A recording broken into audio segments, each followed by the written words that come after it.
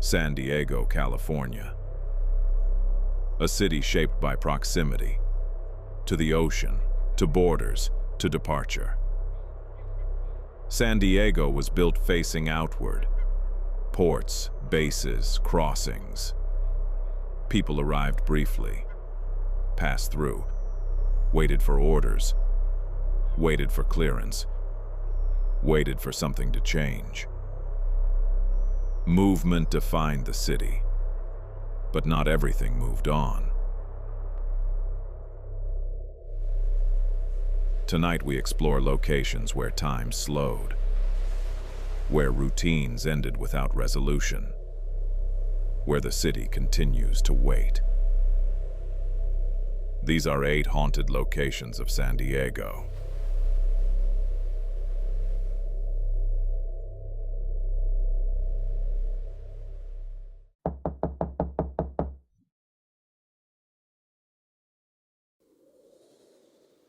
Constructed during San Diego's early settlement period, the Whaley House served multiple purposes. Home, general store, courthouse, theater. A structure expected to adapt as the city grew around it. The land it occupies had already been marked by punishment. Public hangings once took place nearby. Justice was brief, final, and witnessed by many. Inside the house, life unfolded publicly and privately at once. Family routines shared space with civic responsibility. Over time, tragedy accumulated quietly.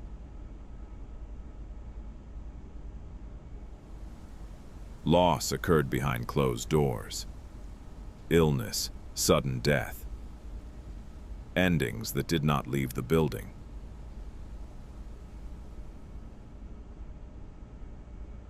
Visitors and staff have reported footsteps on staircases when no one is present.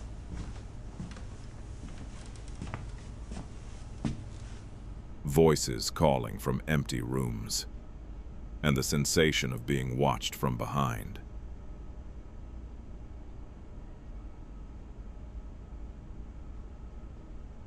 Cold air has been felt near doorways and upper floors, isolated and abrupt. Some have described objects shifting slightly. Not thrown, not displaced, only repositioned.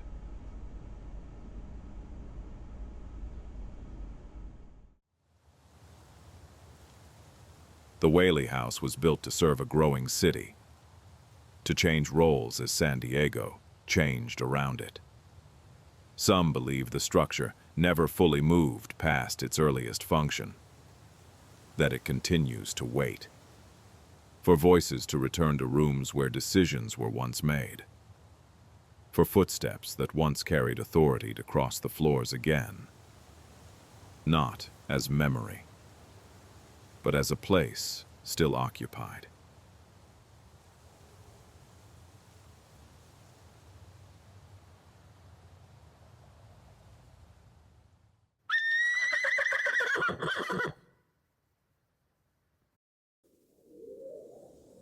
Originally built as the Horton House, the structure represented ambition. One of the city's first luxury hotels, a marker of arrival. Travelers passed through regularly. Merchants, officials, those testing permanence in a city still forming its identity. But not all stays were temporary. Historical accounts describe a man cornered inside the hotel after a gambling dispute. He fled to his room, hid where he could, and was shot within the building's walls. A life ended where rest was promised.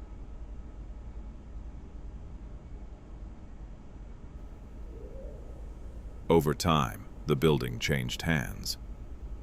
Renovations followed. Sections were dismantled, then reconstructed elsewhere downtown to preserve the name. Movement without erasure. Despite relocation and restoration, reports followed.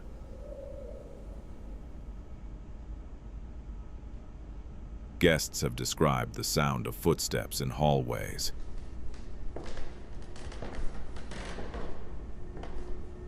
doors opening without cause, and the presence of a woman seen briefly near stairwells before disappearing.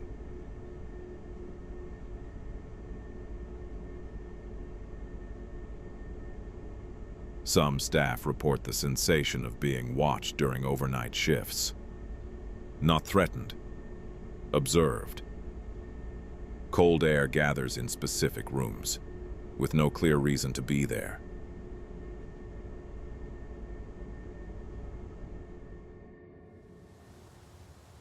The Horton Grand was designed to host those passing through, to offer rest before departure. Some believe the building remembers those who arrived expecting permanence, but never stayed long enough to claim it. And that even after relocation, something remained behind, waiting in place.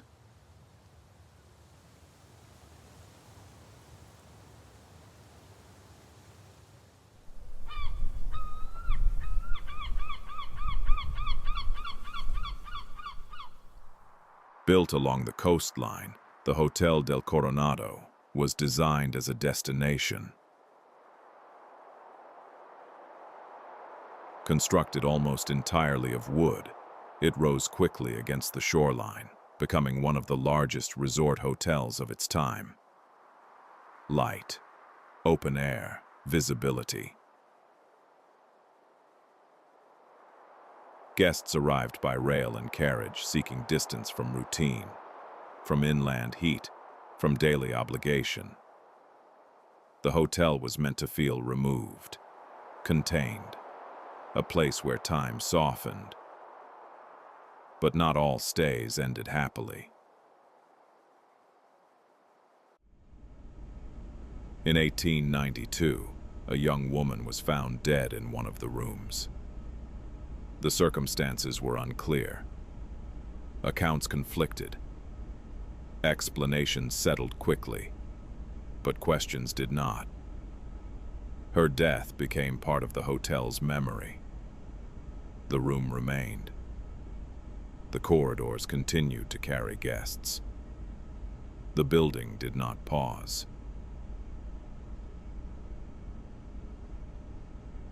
Over the decades, staff and visitors have reported a woman seen walking the hallways. Footsteps near the room late at night. And the sensation of presence when no one else is nearby.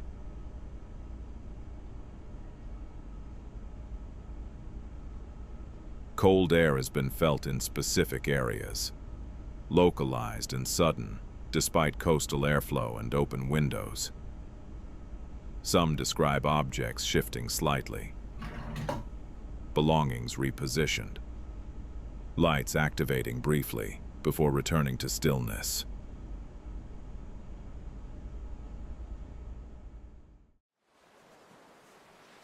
Hotel del Coronado has remained in use, renovated, maintained, occupied.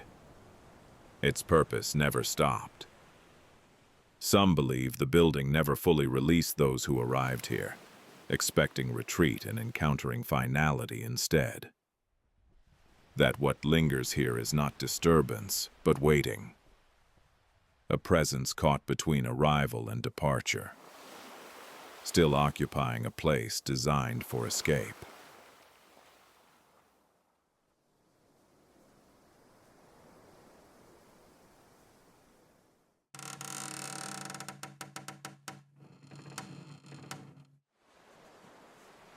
Moored along the waterfront, the Star of India once moved constantly. Across oceans, between continents. Crew members lived aboard for months, sometimes longer. Routine defined by tides and orders. Illness, injury, and death were not uncommon at sea. Loss occurred far from land. Records brief. Bodies committed to water. Now permanently docked, the ship no longer moves. Visitors have reported the sound of footsteps on deck after hours. Doors creaking without wind. And voices heard below deck when no tours are scheduled. It's a journey that has many markers. We're born. We learn to walk. Cold air collects in lower compartments, isolated from the open air above.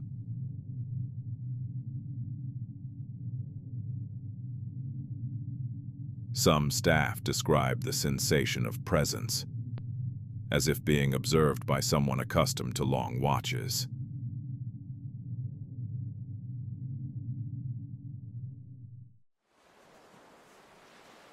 The Star of India was built for movement, for long passages defined by distance and routine.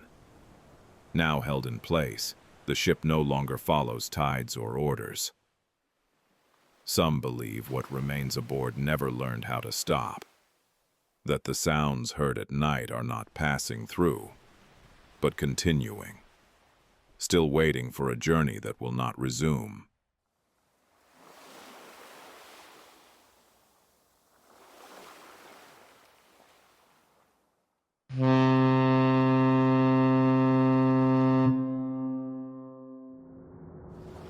Commissioned at the end of World War II, the USS Midway entered service as global conflict reshaped the role of naval power.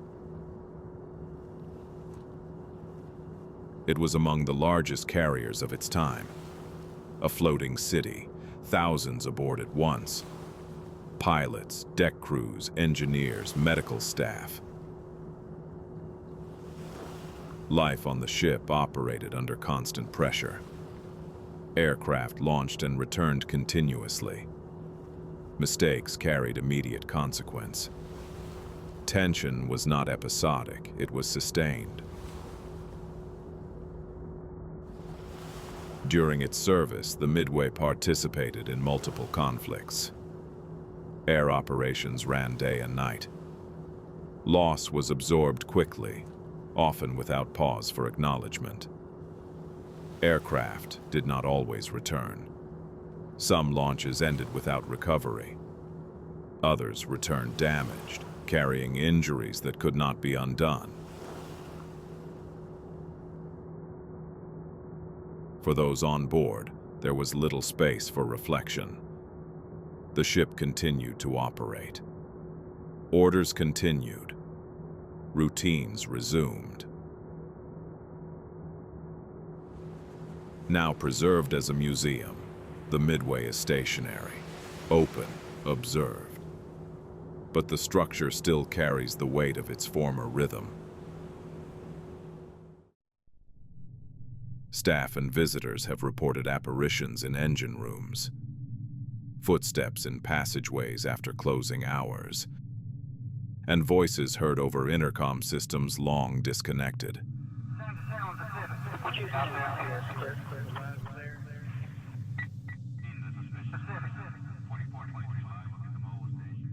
Some describe the sensation of being watched from upper deck levels, unmoving, attentive.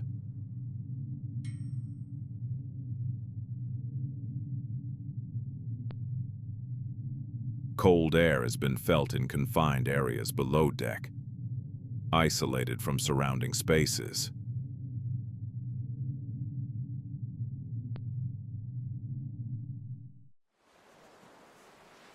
The USS Midway was built to function without interruption, to sustain pressure, to remain alert.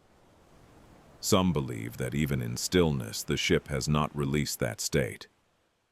That what lingers here is not memory alone, but vigilance. A presence that remains on watch, waiting for instructions that will never come.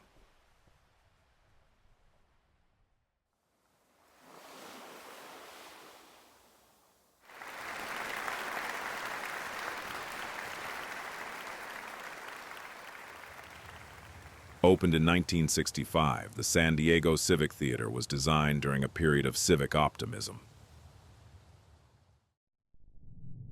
A large-scale venue meant to anchor downtown, to host touring productions, concerts, and civic events, bringing people together in a shared space. The building was functional by design. Broad seating, deep backstage corridors, hidden systems of rigging and lifts that kept the work moving, often at personal risk.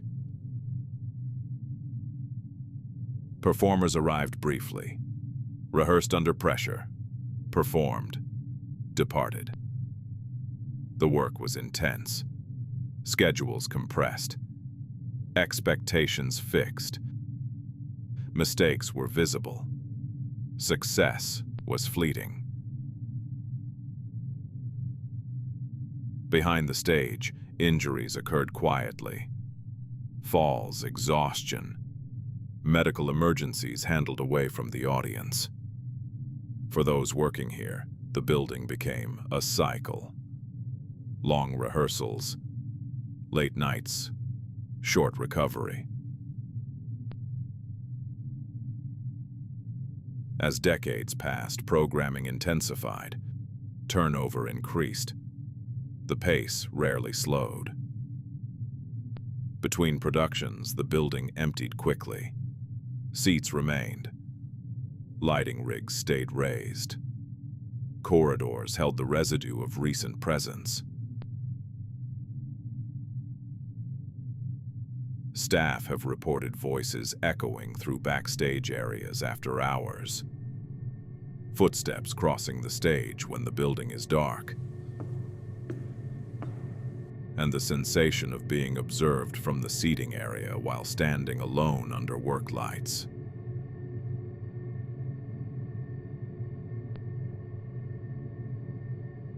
Cold air has been felt near the orchestra pit and in lower corridors. Isolated and sudden.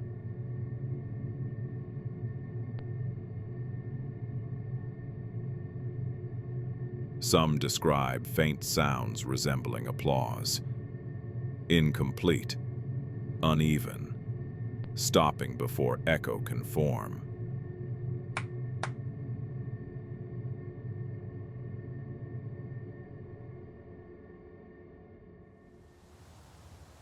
The Civic Theater was built to hold attention temporarily, to absorb emotion and release it again night after night.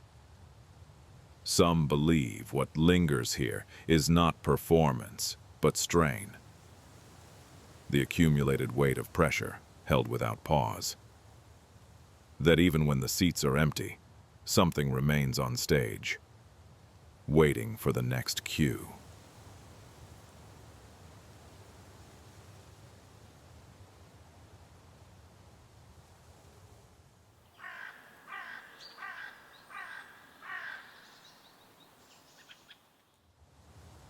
Designated as a state historic park in 1968, Old Town preserves the site of San Diego's earliest settlement.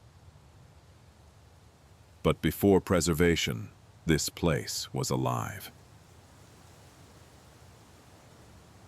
It was a functioning town, a crossroads of cultures, governance, and survival. Mexican-era families lived here. Later, American governance arrived. Laws changed. Property changed hands. Lives were reordered quickly. For many residents, transition was not gradual. Homes were abandoned. Work disappeared. Communities fractured. Illness moved easily through the area. Medical care was limited. Death was frequent and often handled privately, without ceremony.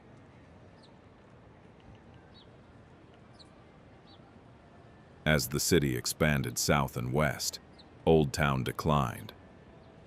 Businesses closed, residences emptied, structures were left behind as development shifted elsewhere.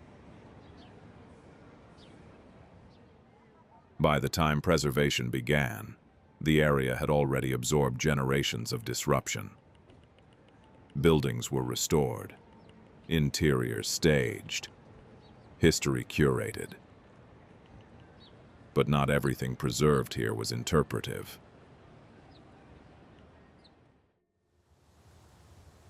Staff and visitors have reported figures moving between buildings at night.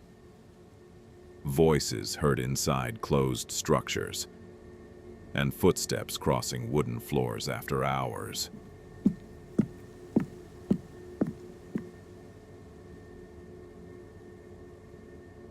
Doors have been found open in buildings that were secured, lights activating briefly without explanation.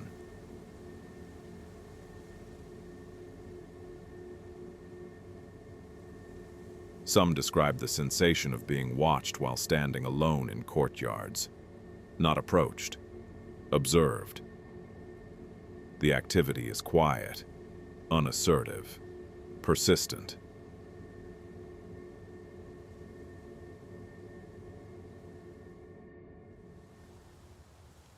Old Town was preserved to remember origins. Some believe the land remembers more than what is displayed. That routines interrupted here did not end cleanly, and that what moves through these buildings now is not reenactment, but continuation. Lives that adjusted, then stopped, still present in a place never meant to go silent.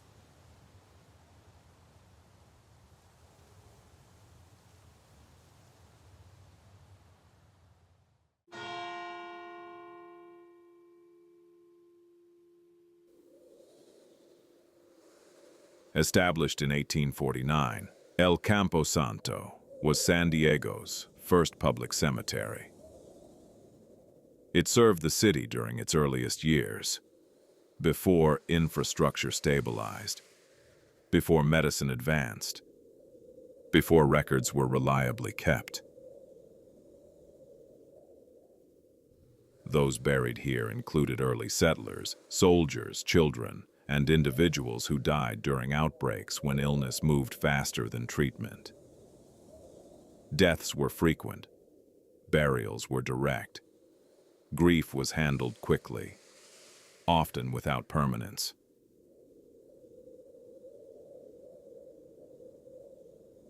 As San Diego expanded, the cemetery's role changed.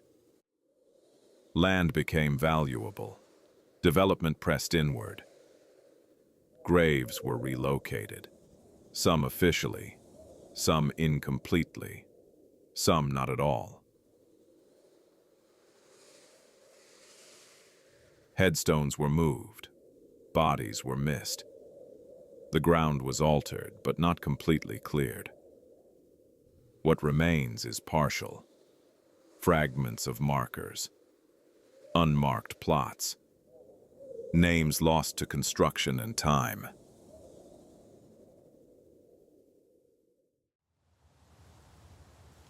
Visitors have reported figures standing among remaining headstones, visible briefly before fading. Voices heard at dusk, indistinct and close.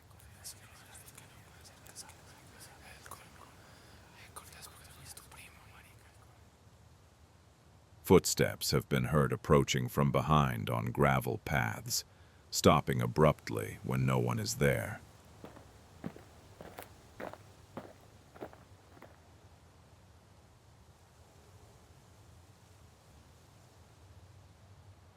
Cold air has been felt near specific areas of ground, localized and sudden, without environmental cause. Some visitors describe a sensation of presence that intensifies near unmarked areas, not threatening, anchored.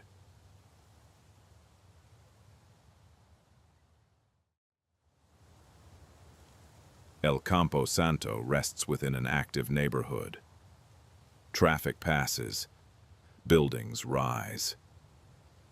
Beneath the ground, records are incomplete. Some believe those buried here were removed without full accounting. That relocation without resolution did not bring closure. El Campo Santo was meant to mark an ending. Instead, it marked a moment when rest was disturbed.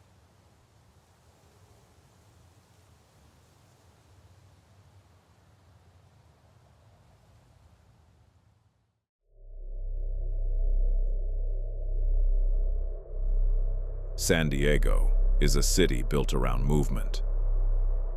People arrive with purpose, departure already assumed. The city was not designed to hold them long, but some places were left carrying what did not move forward. Lives interrupted, endings unfinished.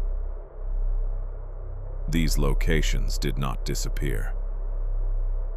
They remained, suspended between what passed through and what never left. What lingers here does not announce itself. It waits, as San Diego always has, for movement that never resumed.